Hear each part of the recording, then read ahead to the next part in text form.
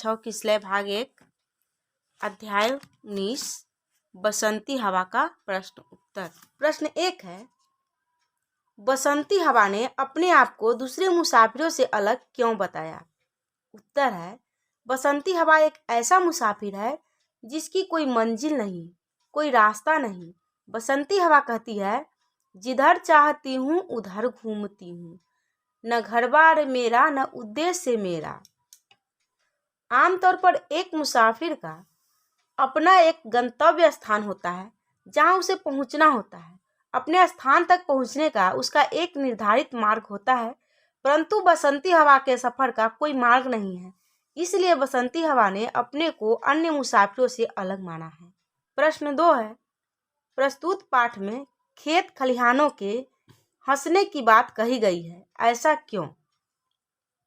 उत्तर है, बसंत ऋतु में खेतों में पौधे लहराने लगते हैं, सरसों में पीले पीले फूल निकल आते हैं, अलसी के नीले फूलों की छटा ही न्यारी होती है।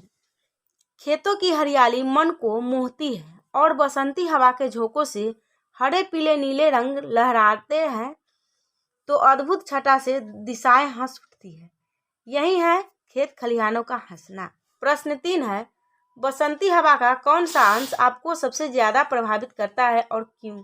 उत्तर है, बसंती हवा का यह अंश, जैसे मुझे देखते ही अरहड़ी लजाई, बनाया मनाया न मानी न मानी, उसे भी न छोड़ा पथिक आ रहा था, उसी पर धकेला, हंसी जोर से मैं, हंसी सब दिशाएं, हंसे लहलहाते हरे खेत सारे, हंसी चमचमाती भरी धूप प्यारी, बसंती हवा में हंसी सृष्टि सारी, हवा हूँ हवा में बसंती हवा।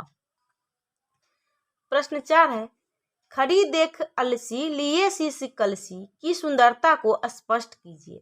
उत्तर है, खेतों में खड़ी अलसी के पौधों को मैंने खूब झकझोरा, पर उनके माथे पर रखी अलसी के दानों की कलसी घड़ा गिरी नहीं।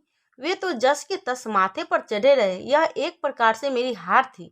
इस हार से सबक लेकर मैंने सरसों के फूलों को नहीं छुआ।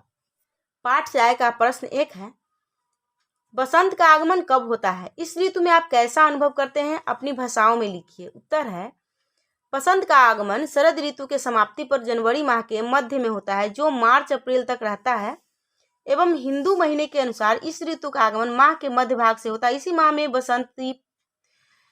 माह में बसंतोत्सव के रूप में बसंत पंचमी को सरस्वती जी का आयोजन किया जाता है एवं होली के रंगोत्सव के साथ इसकी समाप्ति मानी जाती है। इसे ऋतुओं का राजा माना जाता है क्योंकि इस ऋतु के आते ही कपकपाने वाली सर्दी खत्म हो जाती है और पसीने तथा लू वाली गर्मी का नहीं रहा करता है।